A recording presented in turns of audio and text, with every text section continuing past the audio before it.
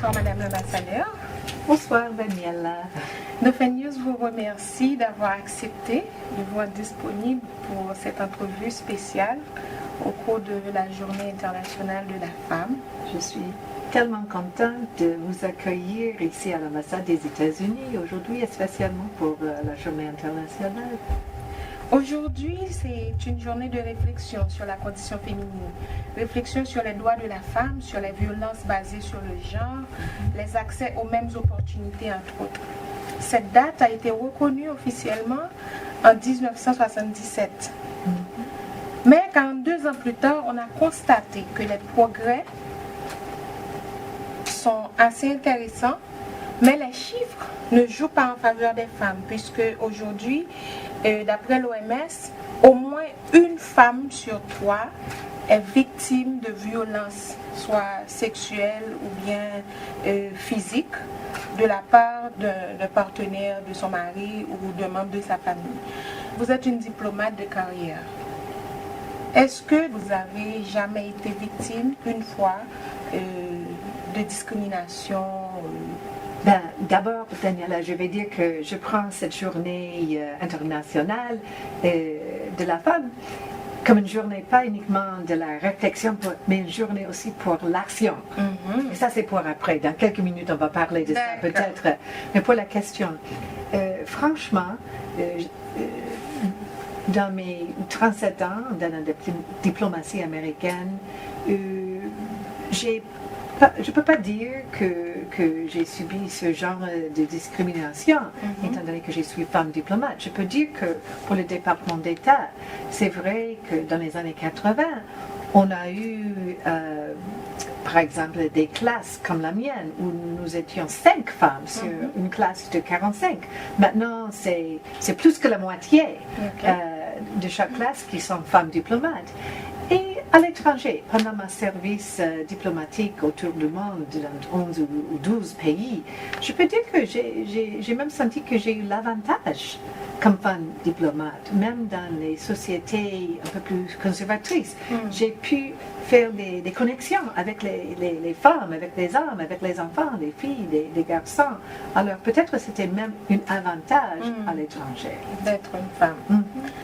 La lutte pour le respect des droits des femmes est une lutte universelle, puisque tous les pays se sont engagés. C'est vrai qu'ils n'ont pas encore, qu'on n'a pas encore les résultats qu'on espère, c'est-à-dire que toutes les femmes aient les mêmes opportunités, que les femmes puissent accéder aux postes de décision sans problème ou que les femmes puissent être élues.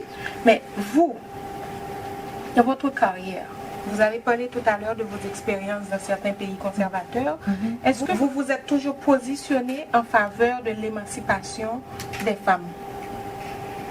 Depuis des décennies, au sein du département d'État, on a créé une politique à l'étranger qui est ciblée pour l'autonomisation des femmes, Women's Empowerment. C'est une partie de notre politique étrangère parce que nous croyons fermement d'autonomiser des femmes. Empowering women, c'est clé pour renforcer la démocratie, pour renforcer la croissance économique, pour renforcer des conférences nationales, des dialogues nationaux, pour renforcer le progrès social. Alors pour nous, c'est une partie intégrale de notre politique étrangère. Alors tous nos programmes d'échange, où nos ambassades font ce travail pour leurs priorités. Et ici, en Haïti, par exemple, nous avons travaillé avec la Chambre de commerce des femmes, avec des femmes qui sont très actives dans le secteur technologie, avec nous.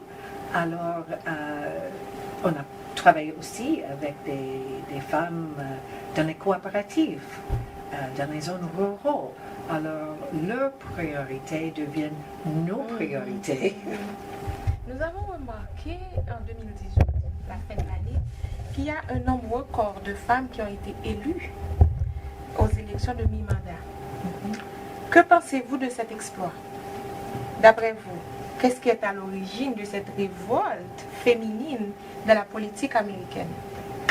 Oui, vous avez raison, Daniela, parce qu'aujourd'hui, nous avons 118 femmes parmi les 435 dans notre congrès. C'est à peu près 22% de notre congrès. C'est une augmentation parce qu'auparavant, dans les dernières élections de 2016, c'était 105 femmes. Maintenant, c'est 118 femmes. Alors, j'ai lu beaucoup d'articles et d'analyses pendant les derniers quelques mois.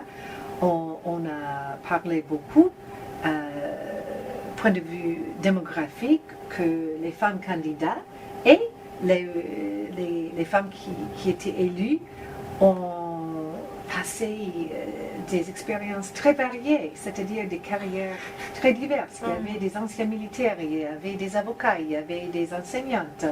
Alors, elles représentent tous les secteurs de notre société. Elles étaient très actives dans la campagne, avec les campagnes de communication, avec des électeurs. Mais c'est un phénomène qu'on constate, qu'on note. Je vais dire aussi que j'ai remarqué qu'il y avait plusieurs qui ont ciblé certains défis point de vue de programme santé, programme d'éducation, femmes et hommes. Dans le cadre de votre mission en Haïti, quels sont les programmes que vous êtes en train d'exécuter sur le territoire haïtien? Nous avons toute une variété de programmes.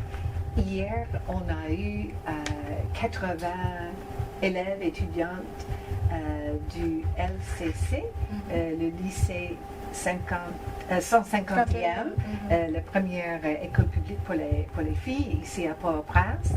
Alors, nous avons sponsorisé un programme de formation, formation pour ces élèves.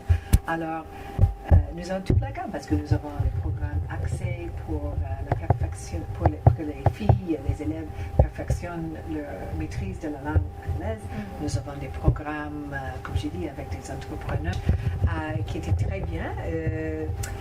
Et avec notre programme dans le développement, dans l'état de droit, j'ai fait mention des femmes juges, mais aussi des femmes policiers. Par exemple, nous avons envoyé 4 femmes policiers de très haut niveau pour la formation d'une année chacune aux États-Unis.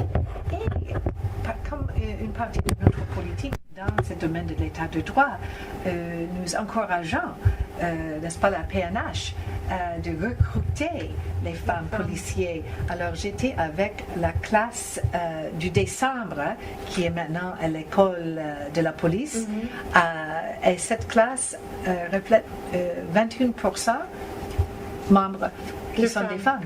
Oui, ça c'est impressionnant. Aujourd'hui, en Haïti, on a le quota de 30%. Et c'est très difficile pour les femmes, malgré le quota, de pouvoir réussir aux élections, c'est-à-dire d'être élues ou bien d'être nommées pour avoir des postes de décision.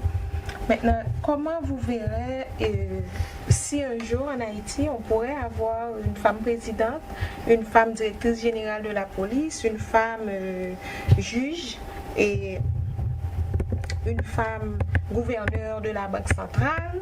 En fait, vraiment, on donnerait Haïti aux femmes. Comment vous voyez ça? Alors, je vais dire, dans n'importe quel pays, c'est au pays de créer des structures, n'est-ce pas? Je veux dire qu'on n'a pas des quotas dans nos élections aux États-Unis. Ça existe, je sais, dans d'autres pays.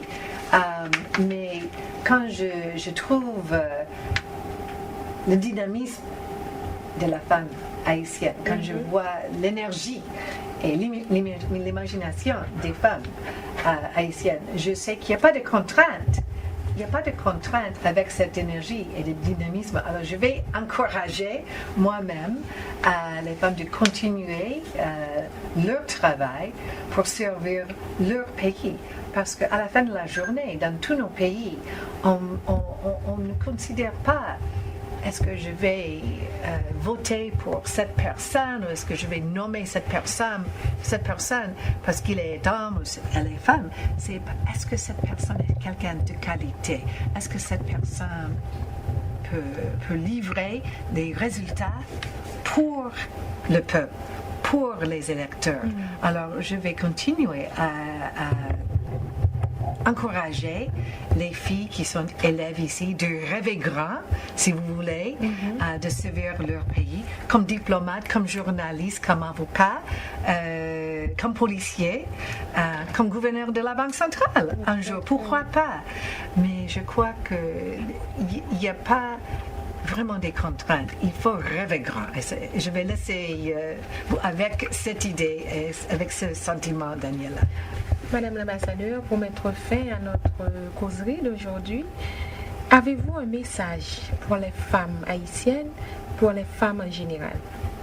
Pour défendre les intérêts des femmes haïtiennes, de défendre les intérêts de vos familles et de vos enfants, parce qu'on comprend bien en Haïti comme chez nous. C'est fréquemment la femme qui gère l'avenir de ses enfants, c'est-à-dire d'encourager l'éducation de ses enfants, qui est responsable pour la nutrition et le bien-être de la famille. Alors, à la fois, elle est là avec sa carrière, avec sa profession. Elle travaille, alors elle a plusieurs chapeaux, mère, épouse, avec la profession, la carrière, avec le travail. Alors on admire beaucoup les succès et les efforts et les réussites des femmes haïtiennes. On va continuer à les encourager. Et cette journée, pour nous tous, le 8 mars, c'est une journée pas uniquement de la réflexion, mais de l'action aussi. Je vous remercie, Dauphin News vous remercie.